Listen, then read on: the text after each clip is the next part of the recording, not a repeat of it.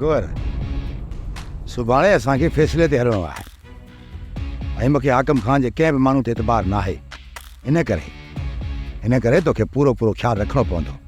कमाल खान तव्हां बेफ़िक्र थी रहो उते मुंहिंजी हर माण्हू ते नज़र हूंदी ऐं जेको बि तव्हांखे शक जे नज़र सां ॾिसंदो पोइ उते जो उते पूरो थी वेंदो।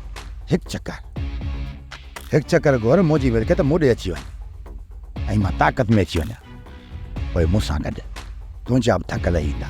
कमाल खान तव्हांजे ॾुखे वक़्त में मां तव्हां सां केतिरो साथ निभायो ऐं तव्हां पंहिंजे सुखे वक़्त में मुंहिंजो केतिरो साथ ॾींदो इहो तव्हांजे मथां आहे।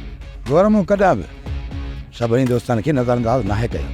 कमाल खान ॻाल्हियुनि जे लाइ तव्हां हितां सोचे हलो था पर तव्हां छा था सम्झो जे मक़सद जे लाइ तव्हां हलो था उन मक़सद में तव्हां कामयाबु थींदो या गफ़ार खान जे हथां शिकस्त खाई वापसि अचणो पवंदो। गोर मुंहिंजे प्यारनि अदा खे भोर करे छॾियो आहे।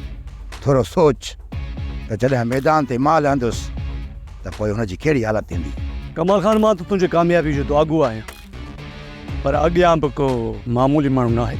हा गोर हू मामूली माण्हू न आहे हू ॾहे सर मुड़ुस आहे। हुनजे अॻियां चङा भला वञण खां लाराईंदा आहिनि पर मां वेंदुसि ऐं ज़रूरु वेंदुसि त मां मात खाई ईंदुसि या त मात ॾेई ईंदुसि माठ करे न वेंदुसि छो मां हाणे तरह तरह जा धिका खाई सम्झी वियो आहियां बेज़ार थी पियो आहियां। सोप सीरियल ज़हर ज़िंदगी तमाम एपिसोड ॾिसो हाणे HD क्वालिटी में। विजिट कयो असांजो YouTube channel SindhTVHD drama. Subscribe कयो असांजो official YouTube channel SindhTVHD drama ऐं वधीक अपडेट लाइ बेल आइकन खे क्लिक करियो।